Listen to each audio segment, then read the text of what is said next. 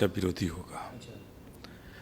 हम अपने बहुजन समाज से गठबंधन करेंगे। राहुल गांधी जी जो कह रहे हैं कि अगर आप हमारे साथ नहीं आए हैं तो बीजेपी के बी टीम है। अरे बीजेपी के बी टीम तो कांग्रेस वाले लोग हैं, बीजेपी के बी टीम तो जदयू वाले लोग हैं, यहाँ पर कांग्रेस वाले लोग हैं, जदयू वाले लोग हैं। हमारे जो बाबा साहब ने जो संविधान बनाया, क्या वो ऐसा लिखा था क्या कि भारत में दो दल बना और दोनों के बीच में लड़ाई करो?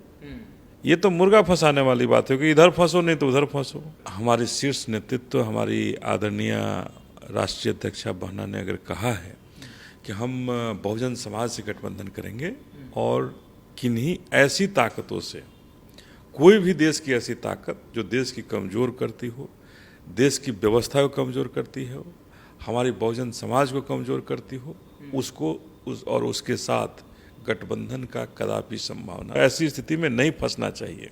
ये दोनों, क्या राहुल गांधी जी की सरकार पहले नहीं थी क्या? कांग्रेस की सरकार पहले नहीं रही है? आज भी तो बिहार में उनकी सरकार है।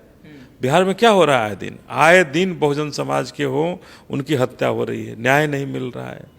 कोई अगर अभी हम परसों गए थे बक्सर में, तो वहाँ एक पटेल समाज के एक व्यक्ति की हत्या, 60-65 साल के वृद्ध व्यक्ति की हत्या कुदाल से कर दी गई।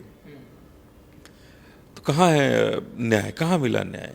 मुगलसराय, मुजफ्फरपुर में लगातार घटनाएं हो रही, पूरे बिहार में घटनाएं हो रही हैं, कहीं न्याय नहीं मिल रहा है। तो हम अपनी आदरणीय बहन जी के नेतृत्व में हम सभी यहाँ तैयार हैं। और राहुल गांधी जी जो कह रहे हैं कि अगर आप हमारे साथ नहीं आए हैं तो बीजेपी के बी टीम है। अरे बीजेपी के बी टीम तो कांग्रेस वाले लोग हैं, बीजेपी के बी टीम तो जदयू वाले लोग हैं, यहाँ पर कांग्रेस वाले लोग हैं, जदयू वाले नाता तोड़ करके फिर भारतीय जनता पार्टी के गोद में जाके बैठेंगे। तो ये कहना कि बीजेपी की बी टीम बसपा है, ये बिल्कुल ही तथ्यहीन है, निराधार है, और इसके पीछे कांग्रेस का और इंडिया गठबंधन वालों का षड्यंत्र है। अगर हम चुनाव लड़ना चाहते हैं, अगर हम अपने दमखम से अपनी बहना के नेतृत्व में सरकार बनाना चाहते हैं दिल्ली में, तो आपको क्या आपत्ति है भाई? आप क्यों नहीं? लोगों को तो रोज मारने का काम है कांग्रेस करती थी, कांग्रेस के लोग करते थे।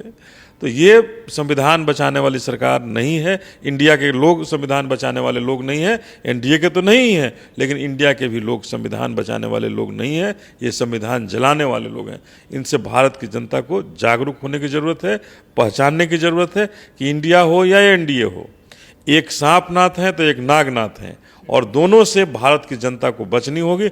दोनों डंक मारने का काम करेंगे। एकला चलो में क्या सफल हो पाएंगे अनिल जी आप लोग? निश्चित रूप से बहुजन समाज पार्टी एकला चल करके सफल होगी और अपनी आदरणीय बहना मायावती जी को केंद्र की सरकार बनाने के लिए वहाँ मजबूती से सरकार बनाएंगी, और सरकार बना करके भारत को और भारत के अंदर संविधान का राज स्थापित करेंगी, जहाँ किसी के प्रति भेदभाव